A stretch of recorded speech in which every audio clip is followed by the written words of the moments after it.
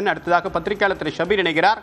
திரு ஷபீர், ஆட்சி அதிகாரத்தில் பங்கு அப்படின்னு தமிழ்நாட்டுக்கு ஒத்து வராது, இது எங்களுக்கும் தெரியும், காங்கிரஸ் கட்சிக்கும் தெரியும் அப்படின்றத தமிழ்நாடு முதலமைச்சர் டிக்ளேர் பண்ணியிருக்காரு.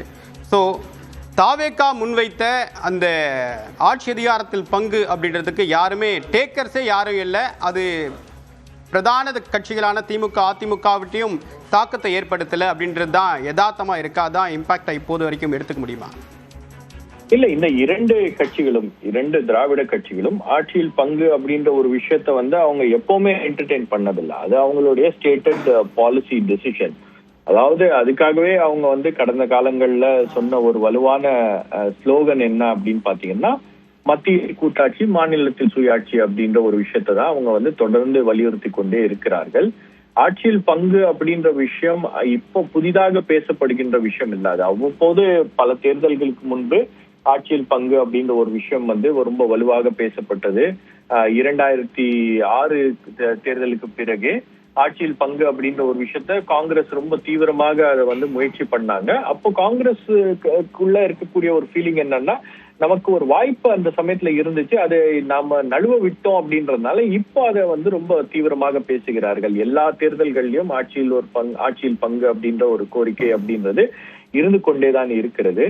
தற்போது காங்கிரசுக்கும் திமுகவுக்கும் இடையே அந்த கூட்டணி பேச்சுவார்த்தையில் ஏற்பட்டிருக்கக்கூடிய ஒரு இழுபறி அப்படின்றது கூட இந்த ஆட்சியில் பங்கு அப்படின்ற ஒரு கோஷத்தை காங்கிரஸ் முன்வைக்கிறது. காங்கிரஸ்ல அட்லீஸ்ட் தலைமையில இருக்கக்கூடியவங்க இங்க இருக்கக்கூடிய மாநில தலைவர்களுக்கு வேணா வெவ்வேறு கருத்துக்கள் இருக்கலாமே தவிர, ஆனால் தலைமையை பொறுத்த வரைக்கும் ஆட்சியில் பங்கு ஏன் கேட்கக்கூடாது அப்படின்ற அந்த மனநிலையில் தான் இருக்காங்க. இப்ப அதுதான் திமுக ரெசிஸ்ட் பண்ணிட்டு இருக்கு. திமுக இந்த பேச்சுவார்த்தையை இழுப்பதற்கும் அதே போல கொஞ்சம் டைமை கடத்துறதுக்கும் அவங்க இந்த ஆட்சியில் பங்கு அப்படின்ற ஒரு கோரிக்கை என்பது அது அபிஷியலான ஒரு கோரிக்கையாக மாறிவிடக் கூடாது அப்படின்றதுதான் அவங்களுடைய ஒரு எண்ணம். இது தொடர்பாக தான் பேச்சுவார்த்தையும் நடந்திருக்கிறது.